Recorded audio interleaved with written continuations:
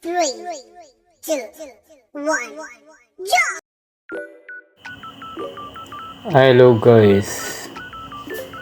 Ang video ko pala ngayon is about sa riprap. Bali may nagpa-riprap sa amin guys eh.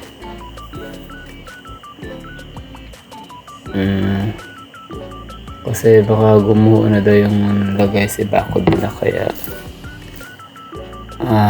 niriprap pa namin yung gilid ng bahay nila para maging safety sila. Guys,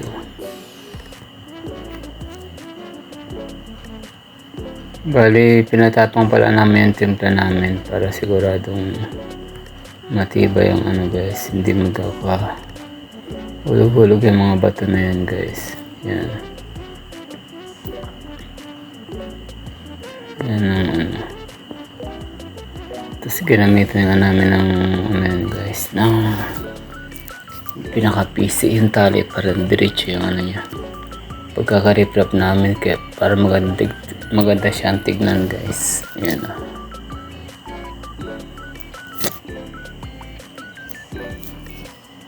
yan, bali inabot nga pala namin sa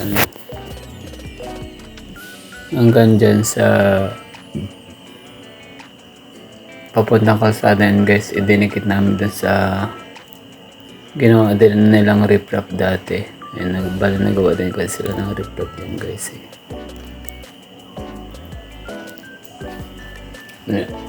Malaking batong nilagay namin dyan guys sa ilalim para mas matibay siya. Tapos sa bandang taas medyo maliliit na para maganda naman siyang tignan. Yan ang tamang guys. Yan ang tamang pagre-riprap na gagawin. Bali nga pala yung halo namin simento guys.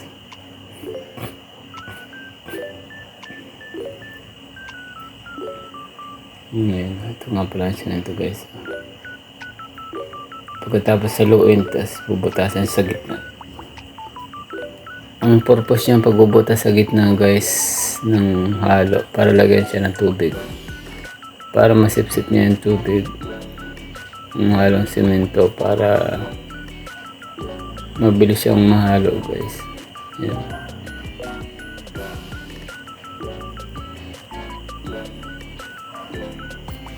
Yan, bali matapang pa lang timplada namin yan guys, para siguradong siya, matibay ang kalalabasan guys.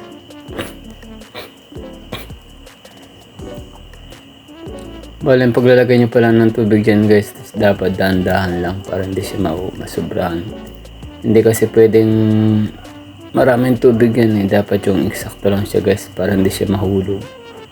Kasi pag ilalagay siya dun sa riprap, pag sobra sa tubig, maaaring mahulog yung halo guys. Kaya dapat yung eksakto lang, parang didikit siya sa mga bato, hindi siya mahulog. Style yan guys eh, para mabilis mahalo sa tubig pero dahan-dahan dapat guys.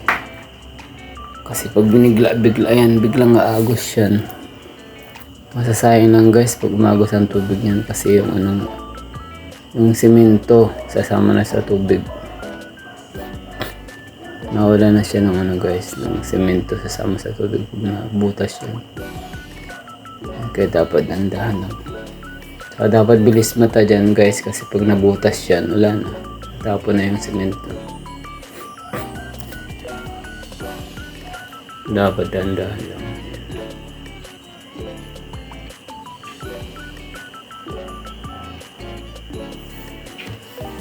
Yan ganyan ang style yan guys. Dapat maingat lang sa paglalagay ng mga tuyo yan guys eh. Yung nilalagay sa pinakagitna para mabasa. Yan.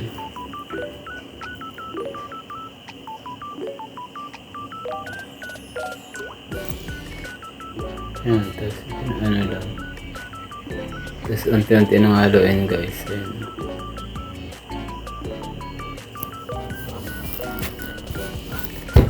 Haluin na. Nilapit ko yung pinakatubig niya guys para hindi mahirapan yung taghalo. Ayan. Nahalo niya yun guys eh. Tapos bubuhusan niya ng tubig kasi may tabo yung guys eh. May tabo yung pinakabalde. Pag kulang pa buhusan.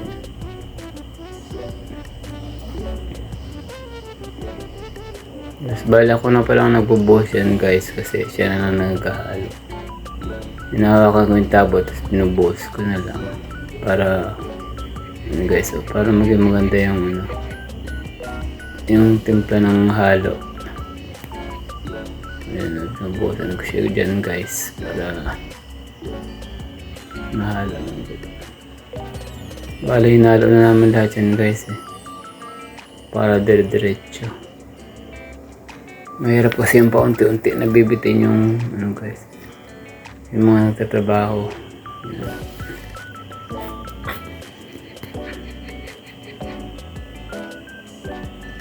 Magaling yung taghalo guys eh. Masipag, mabilis siya, sanay na kasi siya guys eh. Ayan. Magaling yung maghalo.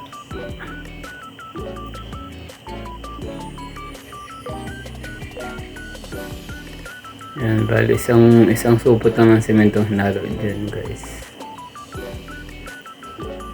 Kasi konti na lang yung lalagyan eh. Kaya isang supot na ng semento.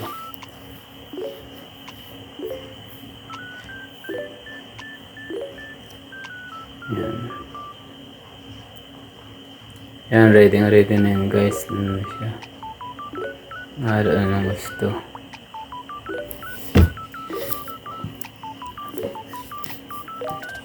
Guys, kailangan na nila ng halo kaya bibigyan na namin ng halo yun guys para malagyan niya ng mga semento.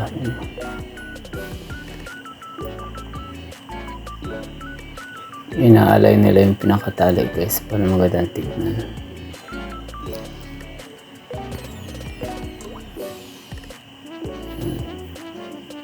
Magaling yung mga gumagawa guys, mga eksperto sila. Nile-level nila, kailangan i-level guys para magandang tignan. Para pantay na pantay talaga siya.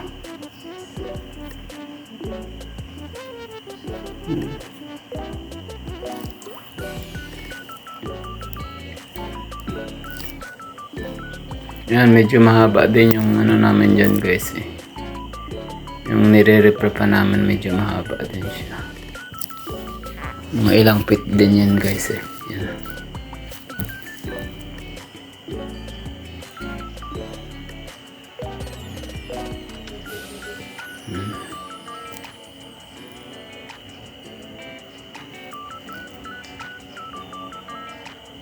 Bale dinikit namin sa bahayan guys yung riprap para mas matibay.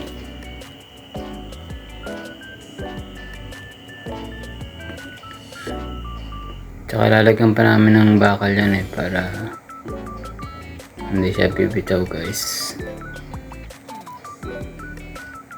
Lalagyan din ng flooring yan para mas kapit na kapit talaga yung riprap guys sa flooring. Yan. Pa-flooringan pa namin yan. Garantisado talaga siya.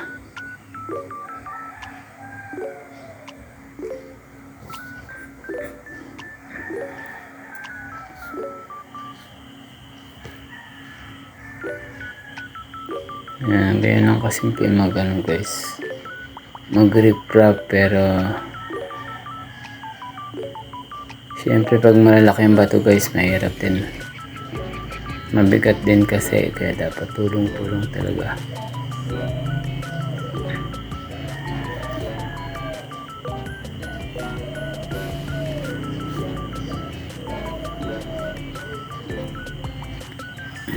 Hindi nang guys, diba? Ang tapang ng templada kasi makita nyo naman sa semento Matapang siya guys.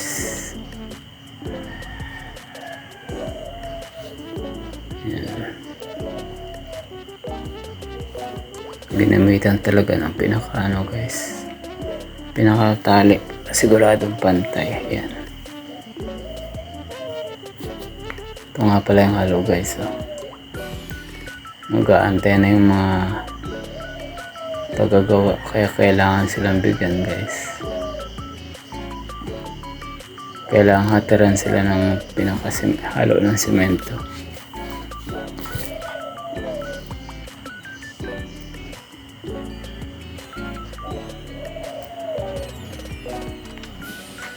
Tinitignan na yung pinaka-level nyo guys.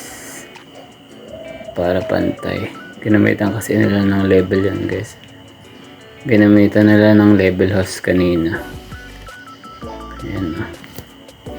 Manual lang kasi ang ginamit na yung level. Wala sila yung mga laser.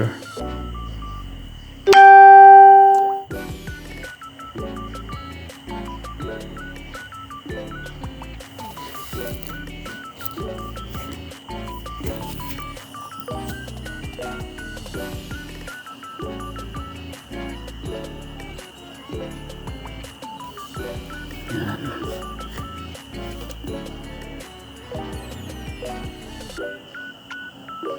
Bali kabilaan ng binibigyan ng halo dyan guys eh. Kasi kabilaan yung nagtatrabaho. Kaliwa kanan. Para mabilis siya guys. Yan. Konti-konti lang ang lagay ng halo guys. Kasi bigat siya pag marami. Kaya dapat unti-unti lang. Para hindi mahirapan buhatin. Yan. Mabilis yung taghalo guys. Eksperto na yung taghalo. Yan. Pag kulang sa tubig, ilagyan ng tubig yun guys. Para ano siya. Garantisado ang timpla. Yan. Bala binuhusan ko nga pala ng tubig guys. Habang naghahalo yung ano. Yung kasama.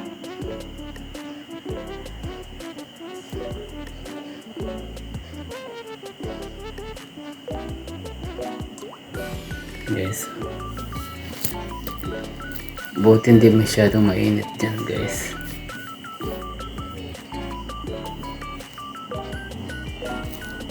Yan, hanggang dito na lang nga pala guys. Bali salamat nga pala sa panonood niyo.